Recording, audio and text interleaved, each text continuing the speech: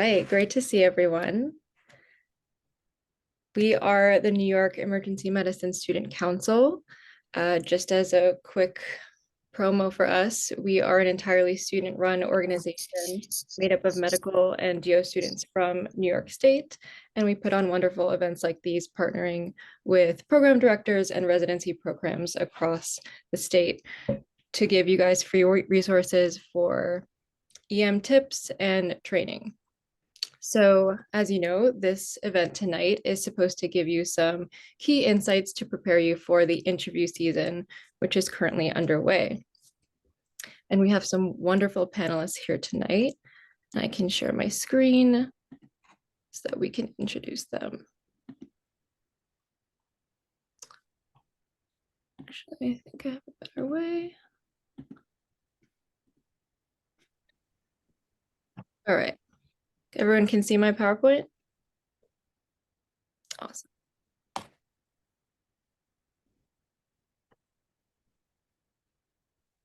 All right.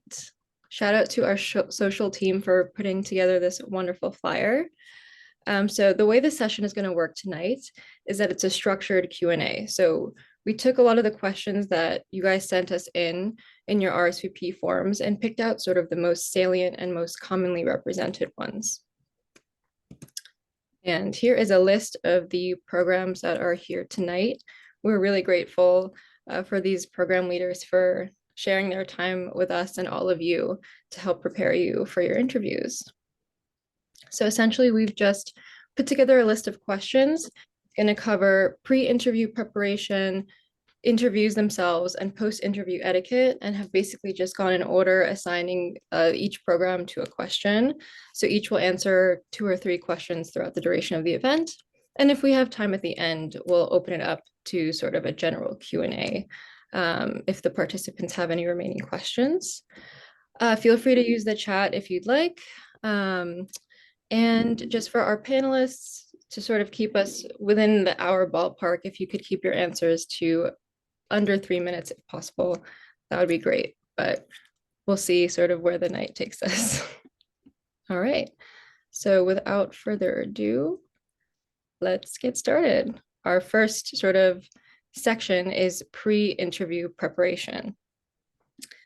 And so our first question for South Shore University Hospital: are there any key resources that you would recommend to students for pre-interview preparation? All right. Good evening. First of all, can you hear me okay? All right. Yeah. So thank you. Sorry, I'm dialing in from a remote office today. So, but thank you for having me, and to your credit for kind of keeping us all on track and keeping this well organized. So, as far as resources for pre-interview preparation, I'll try to be as specific as I can. First would be one, just to know your application really inside and out, right? Anything that's in the application is kind of fair game, and it really shouldn't be. You want to have really clear answers or clear explanations, particularly if there's maybe some gaps in times and things like that. The other things that I would suggest is, and you can kind of Google this stuff or look online, there's always a docket, I would say, of general kind of canned questions that I think you should just have well articulated answers to. There's a lot of programs that will use uniform questions so that each of their panelists are asking the same questions and therefore making kind of an apples to apples comparison of all the candidates. And again, that stuff you can kind of Google. It could be things as simple as if you had a superpower, what would it be? To what would you do if you weren't in medicine? I mean, these are kind of some typical canned questions that I think you should just have familiar answers to. The other thing that I would say to this, and this will be the last point I'll make to try to keep this on time, is resources that I would suggest you don't use.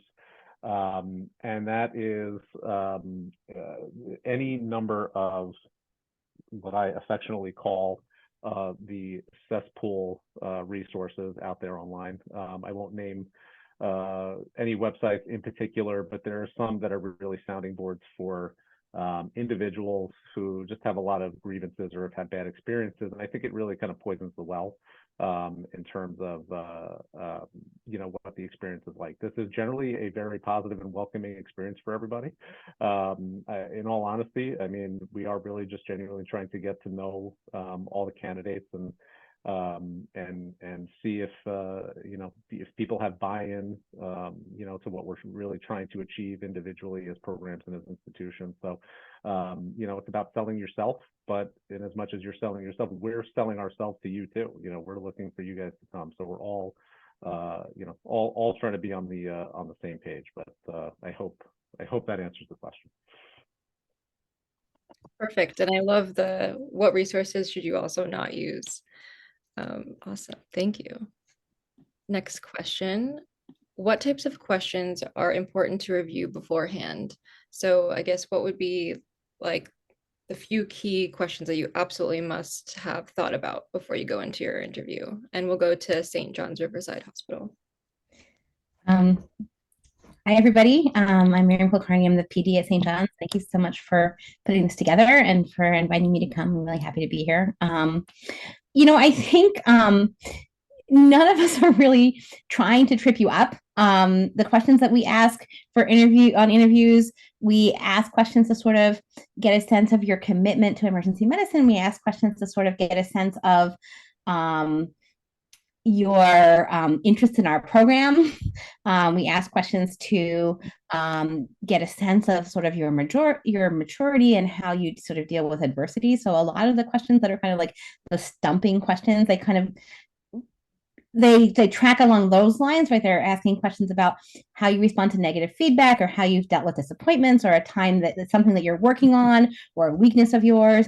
It's all kind of aiming at that idea of like, how mature are you? How likely are you to kind of analyze your performance and work towards being better?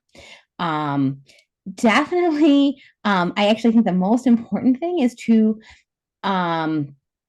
really be able to talk about anything that's on your application. Like the previous panelist said, I can't tell you the number of times when I've asked something is really featured prominently in someone's application and I ask them about it and they don't have a lot to say about it. And I find it kind of disappointing and it makes the interview like not go so well.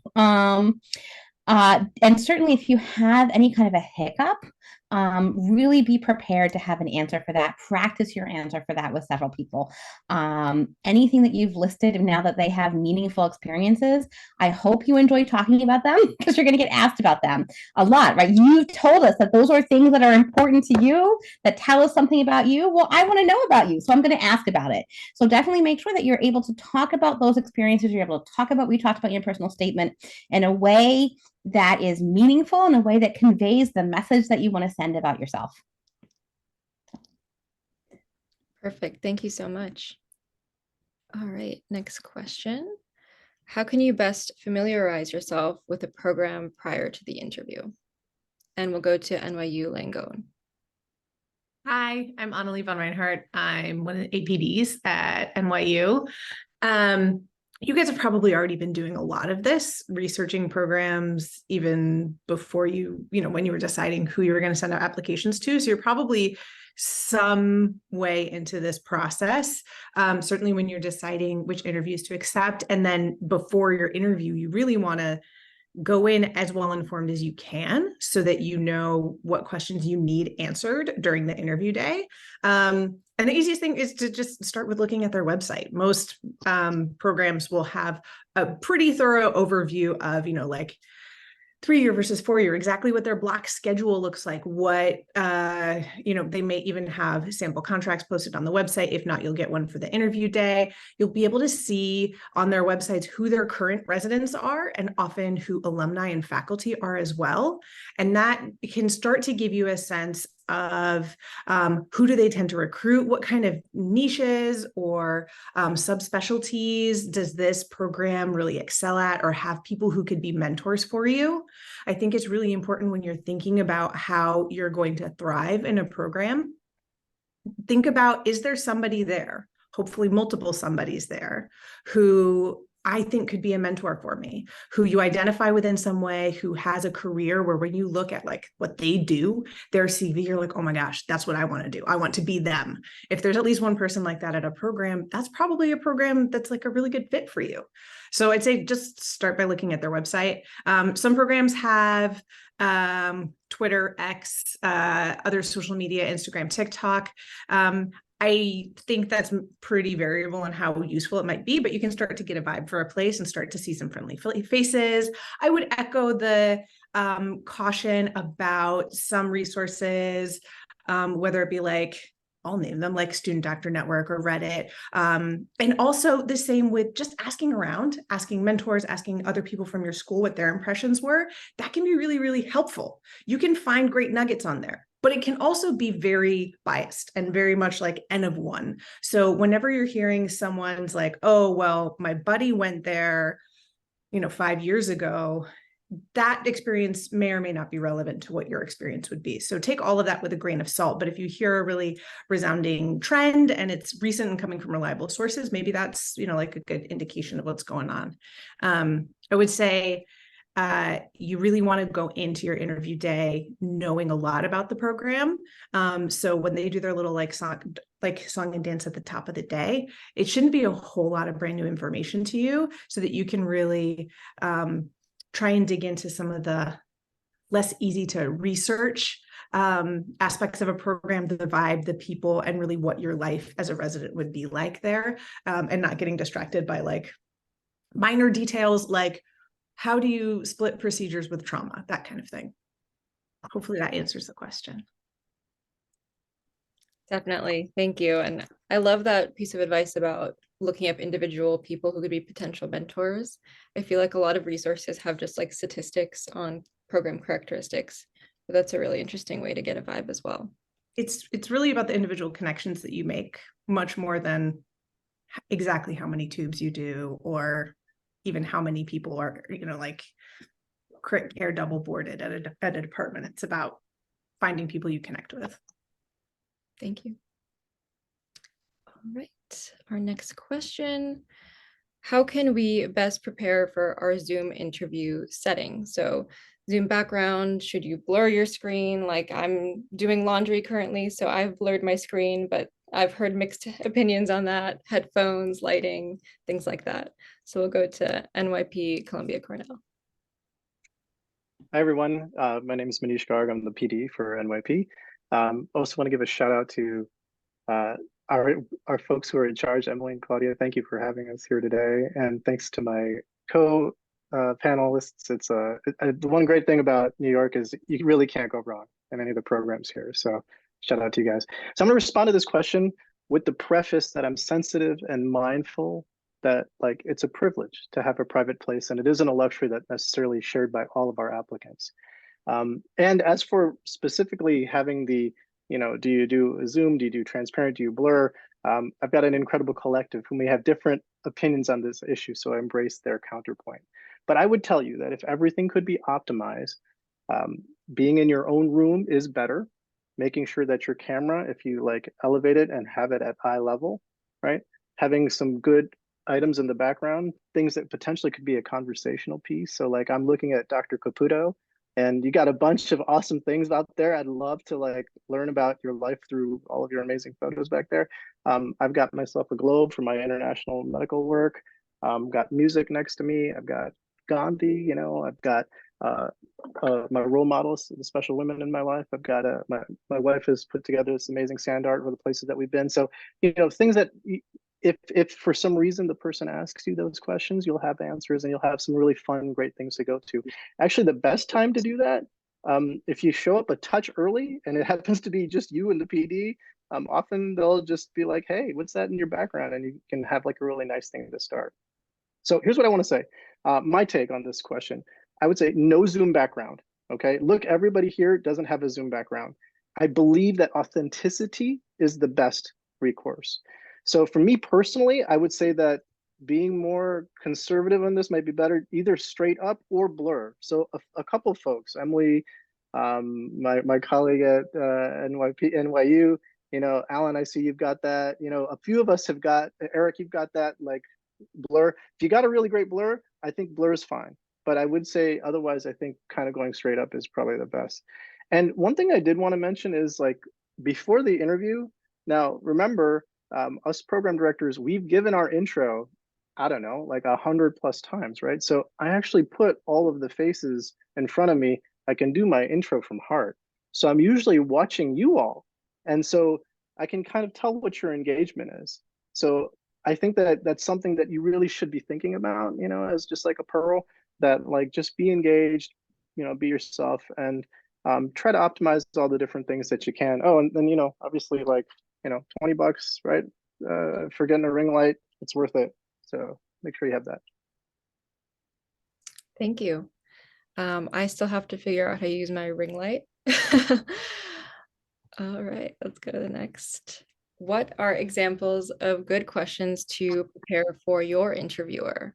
And on the flip side, what kinds of questions, if any, should you avoid?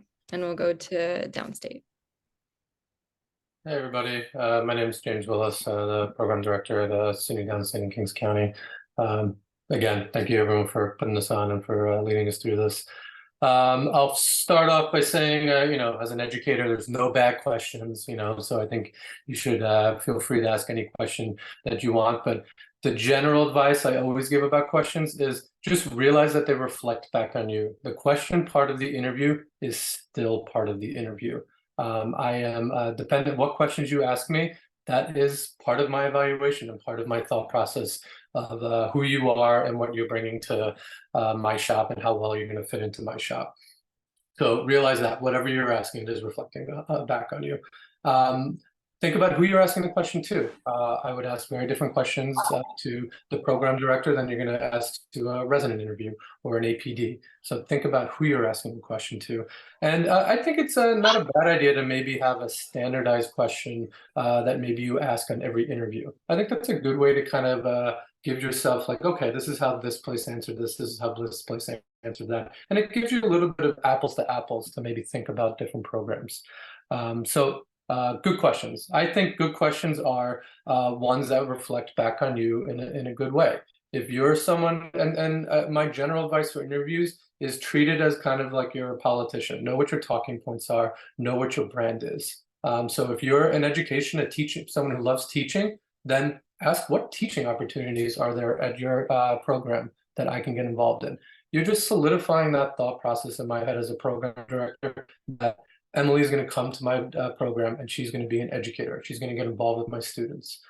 So that's something that just makes me think about you in my program and makes me think favorably about how you're going to fit in. So think about that. Again, no bad questions, but as some people have already mentioned, realize that program kind of management and setup is pretty standardized. So definitely think about trauma, think about how many tubes, how many procedures, but realize that's something that we have to standardize for you to get that many procedures and exposure to graduate residency. So it's something that's not going to probably change too much from residency to residency. And then remember, the questions reflect back on you. So asking about the kind of things in terms of scut work or how much hours I'm going to have to work or things like that. Those are important things. They're found on all our websites. But if those are the number one question that you're asking, it's kind of reflecting back on you in terms of what your priorities are maybe going into residency. And I'm not saying it's necessarily a bad thing, but just realize that that's what I'm taking away from that. Yeah, and I think that's generally what I was wanting to get across for this question. That's super helpful. Thank you. So the questions that we went over so far sort of cover a lot of like the homework that us applicants have to do before we come to the interview, getting to know your own application, getting to know the program, thinking of good questions to ask. This next question is a little bit different, and I think, you know, could be a situation that many of us find ourselves in the next coming weeks. So if you haven't gotten an interview invitation from a program yet, and maybe this is a specific program you're interested in, what are your options? Should you send an email or a letter of interest? Should you ask a mentor to potentially contact them? what types of things are recommended in this situation? And we'll go to Staten Island at Northwell. All right, guys. Thanks for having me. I'm Billy Caputo. I'm the program director at Staten Island. And, this is a tough situation for some people. And first and foremost, you want to know when the program sent out invitations. So, for example, there are some programs that sent out invitations as early as last week, and the county release date is tomorrow. So some people in your shoes right now are freaking out now that they didn't get enough interview invites and they don't know what to do. But in general, if you have somebody that's close to the program that you are close with, having them reach out to the program is obviously a great asset to have. So if Dr. Willis reached out to me and said he had an interested student that really likes Staten Island, that person in all likelihood is going to get an interview because of Dr. Willis's reputation with me. I would say that you should take advantage of mentors, because someone may want to look at your program, at your application, and make sure that everything is done. So I actually contacted a handful of applicants that their USMLE scores didn't cross over, their picture isn't even on their application, and it's your first time working with the system, so sometimes it could be a little complicated, and you miss the click mark to share this with a specific program. So you want to make sure that all is taken care of. And then if the program you want has everything, a lot of times just being honest with them and reaching out to them once. So you kind of follow dating rules, that you don't want to look too needy and send 5 emails to everyone, but sending the program director and the program coordinator an email saying you're very interested in their program for X, Y, and Z, and to see if they have any open houses or anything planned in the future because of your interest is warranted. I would just tell you guys not to have an email that you're going to send to everybody and copy and paste out different programs' names. So one I got this week, the font, the color, everything was different about Staten Island University Hospital. So it looks like the person took the same email and just copied and pasted it and pasted a new program in the email they sent right after me. And that probably doesn't come off too well, right? But if you do, and my last point is, if you do have interest, make it genuine and about that program, that shows you went the extra mile to look into that program, and it's not just generic stuff like you have such a great diverse patient population. I really see myself practicing there. If you have ties to Staten Island, if you have ties to Brooklyn, ties to the area, your family, X, Y, and Z is in the area, and it's really important. That is, I would mention that in the follow-up email with them and try and get there in person and go to an open house, even if you don't have an interview invite. Thank you. That's really helpful, because I know it can be daunting to a lot of students to think about contacting a program director outright. We don't bite, so you can absolutely reach out to us. We're all nice people and educators. I enjoy getting those emails. Perfect. All right, I think we're on to our next section, which is the interview itself, and I'll hand it over to Claudia, our vice chair, to moderate this part. Thank you, Emily, for the great introduction to the pre-interview. Like Emily said, we're going to move on to the interview portion. These questions pertain to more about the questions that you'd be doing during the interview day. So the first question we're going to go through is, how should you formulate your elevator pitch introduction, or what the first question when they ask, tell me about yourself? We're going to go to Maimonides for this one. Hey, everyone. My name is Eric Lee. I'm APD at Maimonides here in Brooklyn. It's a pleasure to be here with you all tonight. I'm happy to share my 2 cents on the tell me about yourself. I think this is obviously a classic question that you guys can expect to be asked at some point in your interview, and it's worth taking some time to prep for it a little bit. I think the first thing I'd say is, so you're obviously going to practice this question because you know it's coming. And I think, you know, one risk is when you rehearse something a lot, it can start to sound a little rehearsed. And so I think one of the key things to kind of, you know, deal with that is make sure that the content that you're talking about is something that is genuine and authentic to kind of who you are. Okay, so I think that can kind of help mitigate a little bit of the rehearsed feeling, because obviously you should practice it. Okay, and at some point you should feel comfortable and stop practicing. But I think making sure that the content, what you're talking about, is something that's genuinely, you know, something of value to you is an important way to kind of mitigate that. And then another thing to keep in mind is I think you want to make sure that your answer is still somewhat concise. This is just the first question. It's the start of the conversation. I, you know, will tell you, I have had experiences where, you know, I asked to tell me about yourself, and then the answer just keeps going.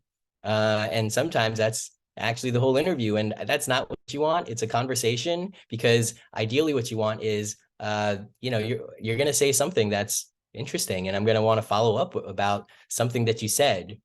And now, so I think, you know, it's got to be genuine, it's got to be concise. And, you know, finally, I'll talk about, so what should you say? How do you answer? Tell me about yourself. Well, you know, I think starting with, you know, the basic one-liner is fine. You know, I'm so-and-so from whatever school, whatever hometown. That's fine. Just that might help, you know, your interviewer, to ground your interviewer. But everything else you say after that really should be, you know, it's an opportunity for you to steer the conversation in the interview and to control your own narrative. If everything you say after that is rehashing kind of your CV or your application, then I really think that's a missed opportunity for you. So this is where you have to start thinking after, you know, maybe your one-liner, what do you want to talk about? And so I think, you know, it's always great when I hear, you know, about things that I find out about people that I won't find from reading your application. You know, the things that you really care most about, or, you know, that you really value. I think they're, you know, the ERAS application is limited. You know, you got to fill in the boxes and check this and that. But we recognize that you guys are, you know, complex and, you know, have all these diverse interests, and they don't fit perfectly into boxes. And so that's the stuff I would hope would come through in this tell me about yourself, because I promise I'm going to read the rest of your application and all the stuff you put in it. But there's got to be, you know, something else to who you are as a human being. And I hope that that's an opportunity for you to talk about that. If you do talk about the stuff on your CV, I think this is also a great opportunity to at least give me some sense of what are you actually most passionate about or more passionate about among all these amazing things that you've done. And so I think it's really important to take some time and reflect on that and kind of craft your answer to that. And so that there's a starting point, so that by the end of it, I have some sense of kind of what's, you know, who you are, what your values are, what you care most about, and then we can keep talking from there. So that I think, you know, think about your content, practice, but be genuine, not too much practice, and then make sure you keep it concise. Thank you, Dr. Lee. Yeah, I know that making an elevator pitch to a 30-second thing is always difficult for students. So that was really great. So moving on to our next question. How should students approach answering behavioral questions? And we're going to go back to South Shore University Hospital for this. I may ask you to clarify what you mean by behavioral questions. Emily, did you have a clarification on this? I remember. Yeah, I can jump in here. While I was typing this, I was also wondering if that would be clearer for everyone. I'm referring to, and I think what students were referring to are the structured questions and questions that indicate more about how students respond to certain scenarios. So this could be maybe tell me about a time you dealt with a problem, things like that. Sure. So I think this goes back to like indicate a problem or how you would handle, you know, seeing, you know, some unprofessional behavior or, you know, some other challenges. And my honest answer is I think this goes back to preparing for some of those kind of canned questions, right? These are, you know, you guys are asking us how to handle these questions because they're asked commonly enough that these are the types of things to be prepared for. I'll say personally, my style with these types of questions isn't always to ask them outright directly to the candidates. It's more to kind of weave through, I think, a little bit of their history and their journey and their professional journey through life, whether it's just through medical school or some other workplace experience. And kind of organically just get a feel for how they would respond to these questions, because I think to Eric's point, right, you want to be authentic and you don't want to be too rehearsed. And the honest answer is we've all seen the reality of this. I think we've all confronted colleagues who have colleagues or other folks in healthcare that have bad days, right? I mean, this is a very challenging and difficult profession to be in, and there's some days where you're on your game and fully recognize that you're on stage, and there's other days when you forget that you're on stage, and maybe have some loose lips or say or do something that is less than professional. I think the honest answer is we all have to understand that fine line between what's just a simple lapse in somebody who is otherwise of very high, very good character, and what is somebody who genuinely has a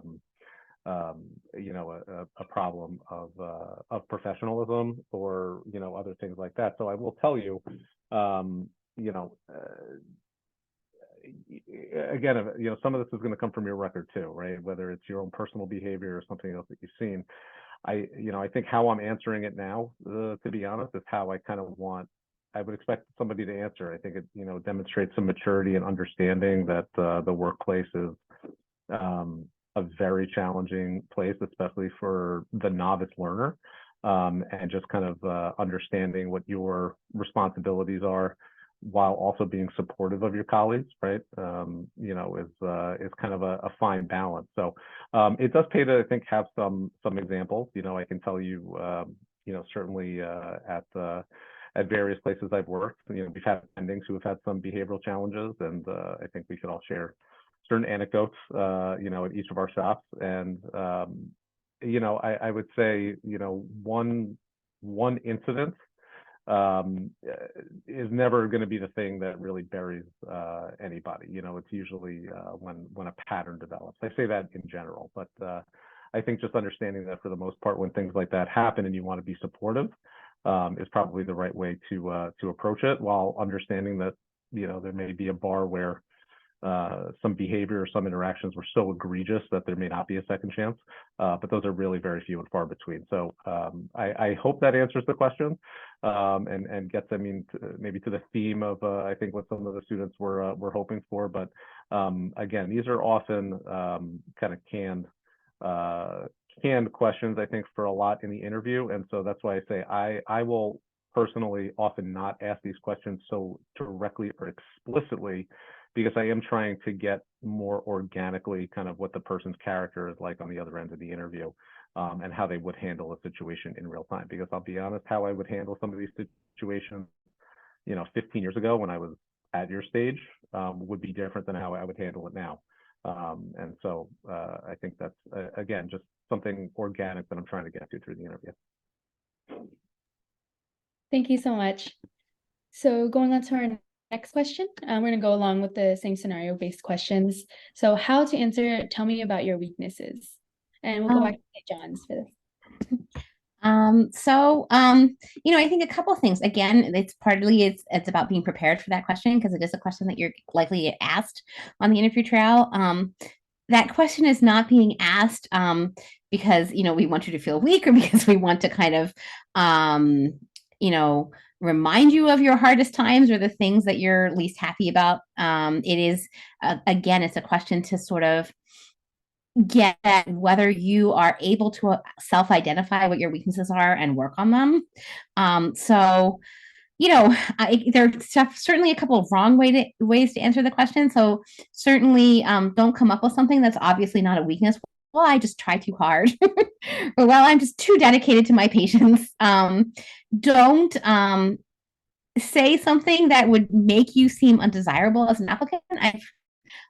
It's not a question that I ask, but I've had co-interviews who ask that question, and people have given responses like, my weakness is I'm lazy, or my weakness is I procrastinate, or my weakness is I'm often late. And those are, terrible characteristics for an emergency physician, and not something that you want to bring out in the interview. I would say, again, I think one of the other panelists sort of said something about thinking about the message that you want the interviewer to take home at the end of the interview. And I think that this is something that has to fit into it. And the way that this should fit into your message is, again, it should bring home that point that you see yourself clearly, and you know the things that you have to work on, and you're honest and open about how you're working on them. And so that's what you should work on when you're practicing that answer.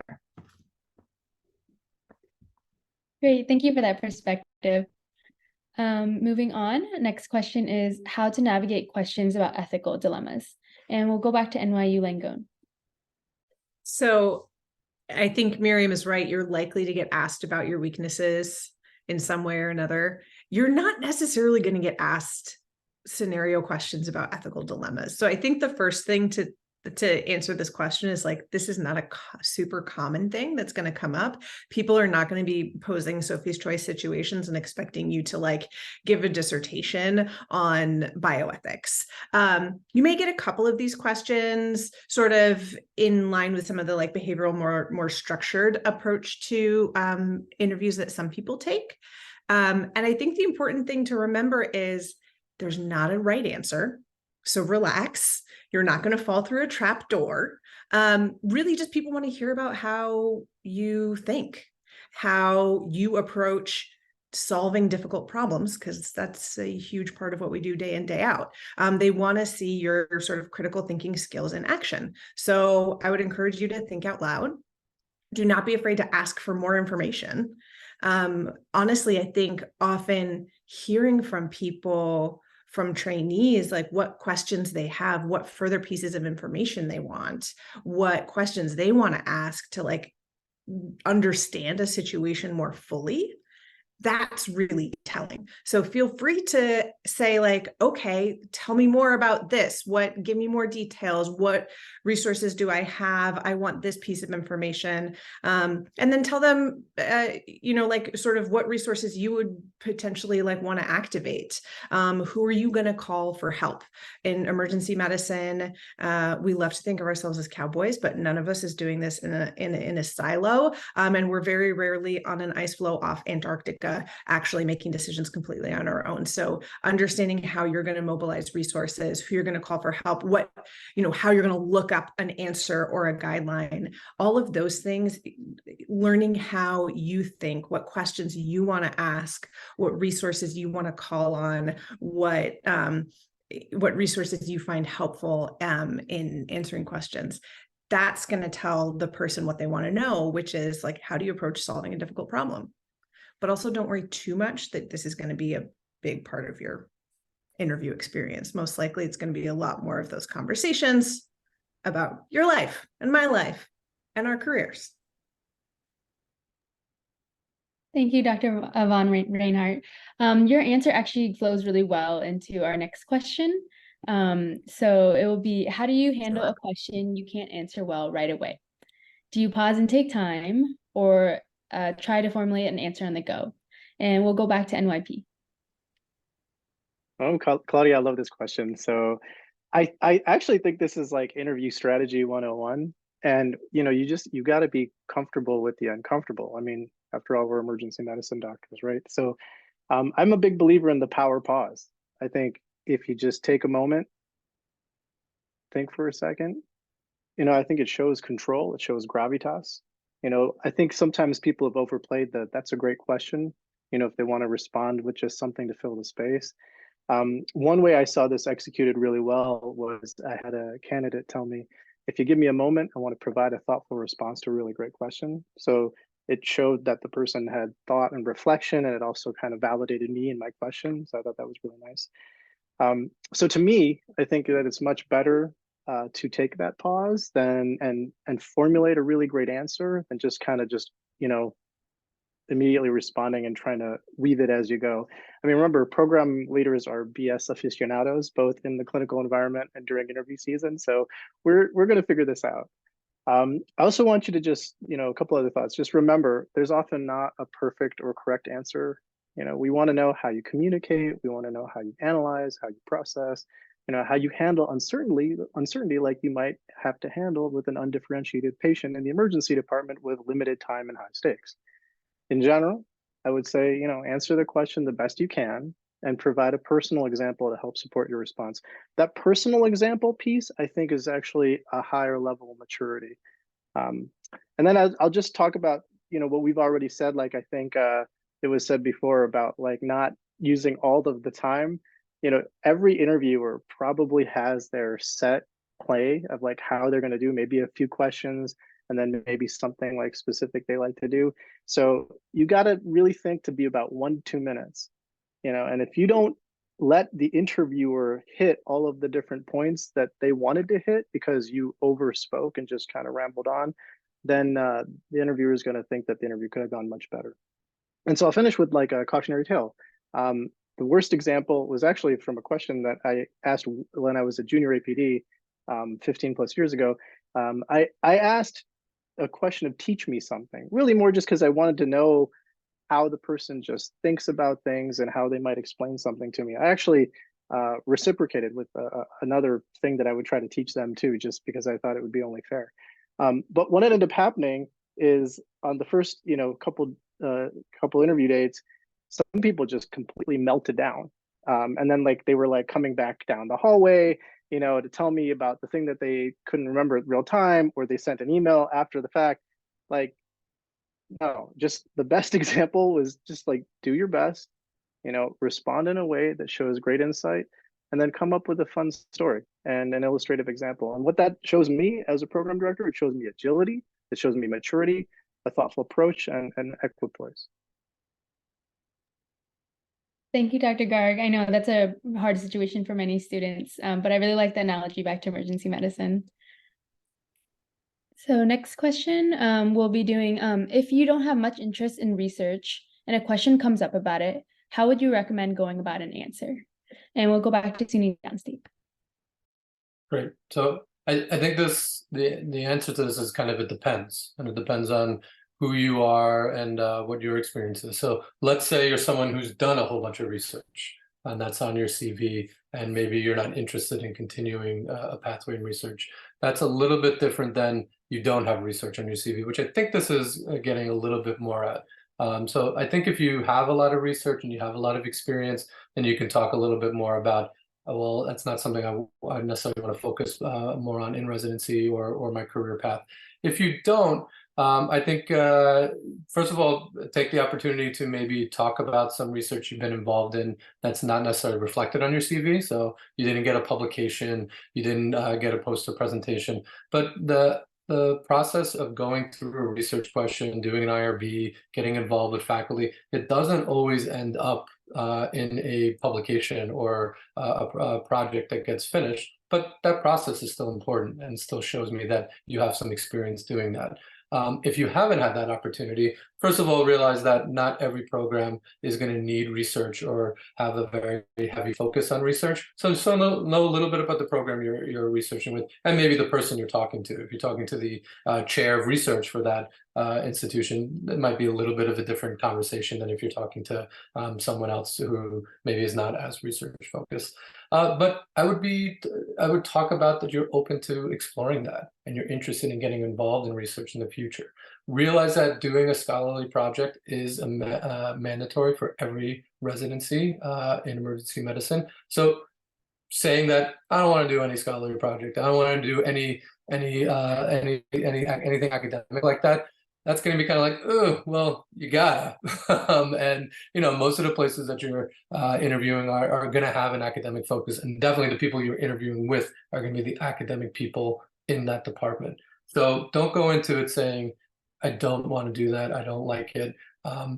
Be open to doing research in the future. If it's not on your CV already, talk about how you'd be interested in the opportunity. And then flip it. Say, hey, what research opportunities are going on in your shop? What things can I get involved in? When can I get involved in that? And that kind of flips it around as like, oh, this person's kind of a go-getter and interested in doing this in the future. They didn't get a chance to do it in medical school, but it looks like it's something that they'd be happy and excited to do. Thank you, Dr. Willis. We appreciate all the different perspectives for that answer. Next one, how should you address red flags during your interview? Say you had a step failure or a misdemeanor during medical school, even if you had to take a year off, how would we confront that? So we'll go back to Staten Island. All right, guys. So there are very few applicants that have completely perfect applications with no red flags and are, going to get a million interviews. So if you have a red flag on your application, realize that you are not alone. There are plenty of great applicants who become incredible EM physicians who've had red flags on their application. And just think about when you could address this in the interview process. I'm personally a big fan of people incorporating this into their personal statement. A lot of personal statements go into why I chose emergency medicine, and I saw an accident on the side of the street and I ran to help them. Some other people take it other ways. We had a boxer last time that failed step 1, but he liked to box in his free time. And his personal statement was the bell ringing and a great thing about boxing. And if I get knocked down 9 times, I'm going to get up 10 times, and address his step 1 failure there. And basically how he was he said, no matter what happens, I'm going to keep going. I'm going to get better and I'm going to improve myself. That was a great way of addressing it. Pretending it didn't happen is not smart, because a lot of times you have up to 8 people from my program going over your application, whether it's the pre-screening, the day before the interview, the day of the interview. So to think that we're going to miss that you have a big red flag and just don't talk about it leaves more questions than answers. So I would absolutely address it. Be honest, be yourself. Don't make things up. And we just want to see that something like that wouldn't happen again, and that you're ready for the next opportunity you have, and you're going to make the most out of residency. So that's how I would answer that. Thank you, Dr. Caputo, for the different ways that we can incorporate that into our application and interview day. Next question. This will be our last question within the interview slot area. So what makes an interviewee memorable? And we'll go back to Maimonides. It's a great question. When I look back on interview seasons and I think about the applicants that I've interviewed, I promise you, I've never been like, oh, this applicant totally stands out. It's the one that had like the 260 on step 1 or step 2 and, honored all of their core clerkships. I don't think I've ever said that. The things that I think of, I'm like, oh, I remember that applicant. That was like the visual arts major that started the medical humanities track, like at their med school. Or like, oh, I remember that applicant. That was the applicant that was so excited about their upcoming marriage proposal plans that they were sharing the details with me and trying to get feedback about like, oh, what do you think works better, this or that? Or it was the applicant that taught me something like where the best hiking in the White Mountains, like which trails I should take, or how to strategically go thrifting here in New York City. I gotta say, everyone's got a step score or like your slows, and some say good things, some say I don't know, more constructive things, but it's really like a lot of these like other details that I know at the end of interview season that stand out to me. And sometimes it's also like just like kind of how, and I think all of this does go back also a little bit to like authenticity and like how genuine you seem in your in not just your application, but we're talking about the interview. and how you talk about these things. So I'm not saying you have to, find the most unique and weirdest thing about yourself and share that with me during your interview. But I think it's basically, what you talk about and kind of how you talk about it. And certainly I think those are kind of the things that make, an applicant memorable to me. And, at the end of interview season, when I look back on all the people that I've met, it's kind of those little tidbits that kind of stand out to me about applicants. Thank you, Dr. Lee. I think that was a great tie-in to your elevator pitch answer as well. So moving on, we're going to go to the last portion of the questions. We're going to go to post-interview etiquette, and I'll hand it back to Emily. Perfect. Thanks so much, Claudia. And I think we're doing pretty well on time. There are only, I think, 3 questions in this section. Okay, so shifting gears to what should applicants do after they've completed their interview? So the first question, should you send your interviewer a thank you email after the interview? And we'll go to South Shore for this one. Yeah, listen, always a good idea. It's a completely unoffensive and appreciated way. We know that you guys have taken the time to be there and put the work in to prepare for the interview. And we have to, right? We've been there to spend our day interviewing candidates, reviewing applications, and it's a lot of onerous work this time of year. Honestly, all of us are really in the weeds with a lot of applications right now, which I think, to Dr. Caputo's point earlier, if you haven't heard from us yet, just give it some time, because there's a lot of material for all of us as programs to get through. But I think to that end, a nice email, a nice thank you is good etiquette. I would say don't be put off if you don't hear back from us, because we get a lot of these, and sometimes it's just hard to respond to everything. The only other thing I would say is, keep it short and sweet. I know I've seen candidates always take some notes throughout their interviews and may have something very specific, to thank an individual for, which again, I think is fine. It's totally appreciated. But just remember that something like this is still a reflection of you and should still be, professional and concise. And I think, just right to the point. So, again, I think it's a good way to be authentic. It's appreciated. It's by no means mandatory either. I'll be perfectly honest. I don't think this is going to, whether or not we receive a thank you email from you, is going to sway our thoughts about you or your position on the rank list or not. To be perfectly honest, but it's appreciated. So I would say go for it, but again, keep it short, sweet, concise, and authentic, and don't hurt yourself with this kind of thing. But again, I think it's a pretty harmless thing if you keep it short, sweet, and authentic. That makes a lot of sense. Thank you. All right, our next question. Should you expect any contact or any updates from the program post-interview? And we'll go to St. John's Riverside. I would say, in general, no.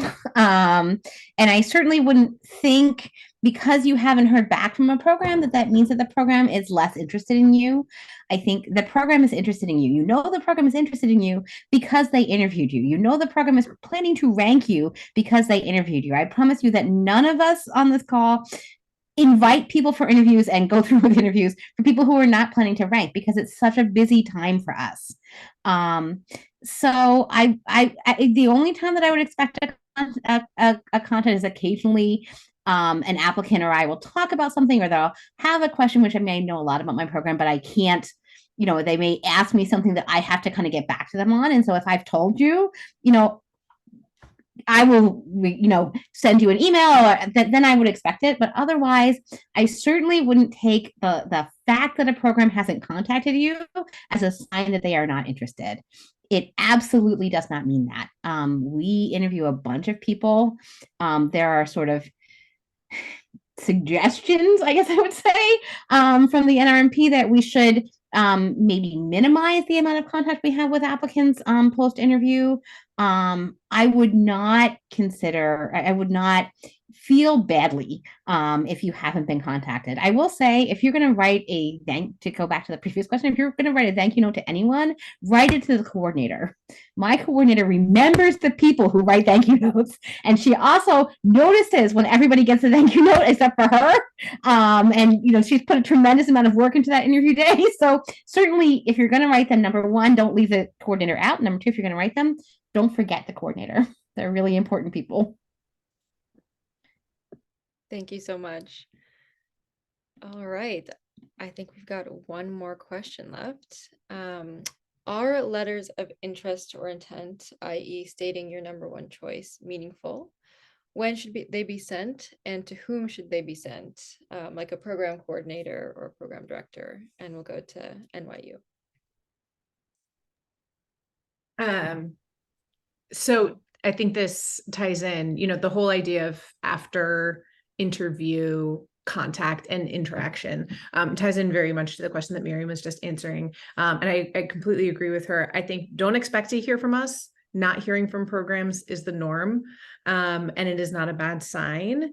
And keep in mind that what programs have done the year before or 2 years ago is not necessarily the case now. So a lot of things change, program leadership changes, certainly the way that interviews are being done, and a lot has changed in emergency medicine applications in the last 2 years. So just because people heard from a program last year and you haven't heard does not mean anything. Don't read too much into it. It's very easy to get in your head. When it comes to like letters of intent or letters of interest saying, you are my number one, I love you the most. I love being told that people love me. I think we all do. It's human. But for the most part, these letters do not have a meaningful impact. You should not feel any pressure to send letters to your top programs telling them your top programs. You definitely never, ever want to lie. And sometimes you change your mind. So I think that if you send 3 different programs letters saying you're my number one, either because you're trying to game the system or because you've changed your mind 3 times, we're probably going to hear about that. It does not reflect well on you. It's certainly bad for your karma, even if you don't get caught. So I think be very careful. If you're very sure and you really want to tell a program that they're your number one, you can do that. I would send it to the program director. Certainly, if you can't find their email, you could send it to a program coordinator. But after interviewing in a program, you probably should have the contact information for everybody you interviewed with.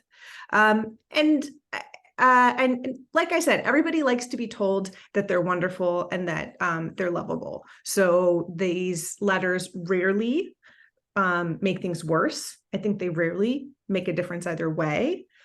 As with all communication, and I think that all of my wonderful fellow panelists have like sort of reinforced this, is be brief, be authentic, and be specific. Make sure you spell people's names right and you get the right name, right program director for the right program that you're saying is your absolute beloved soulmate of a program.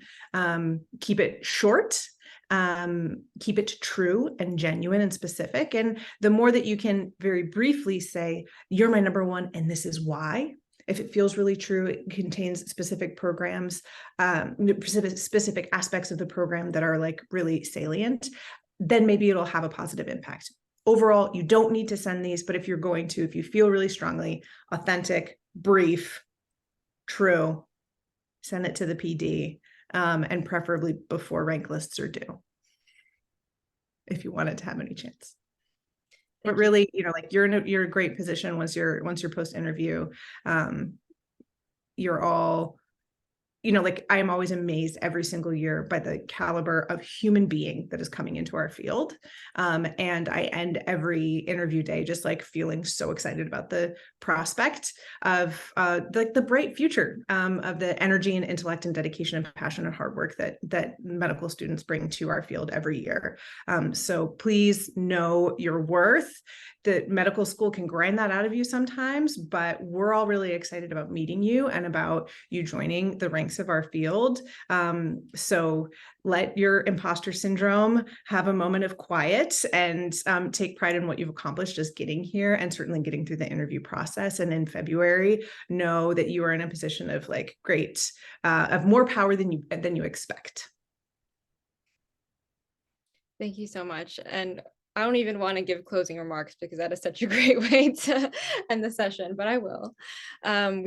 Looks like we're perfect on timing. I want to be respectful and not go too much past 9. But I do want to take a moment to thank all the program leaders who dedicated their nights to chat with us here tonight and help us get prepared for the interview season. I wish everyone the best of luck. I do want to put a quick plug for some future events coming up for New York EM Student Council. We've got a crit care event that we're planning for about November and a social EM event also for the end of the year. So stay tuned. I will flip back to the cover page, which has our Instagram information if you want to follow us for more events. And thank you so much, Claudia, for helping me moderate. And thanks, everyone. Hope everyone has a great night. This will be on YouTube later for anyone who missed it or who wants to rewatch. But yeah, best of luck for the interview season. Thanks so Good luck, much for everybody. organizing. This is awesome. Thanks, Good luck, everyone. guys. Thank you so much. Best wishes on the interview season. Thanks. Great.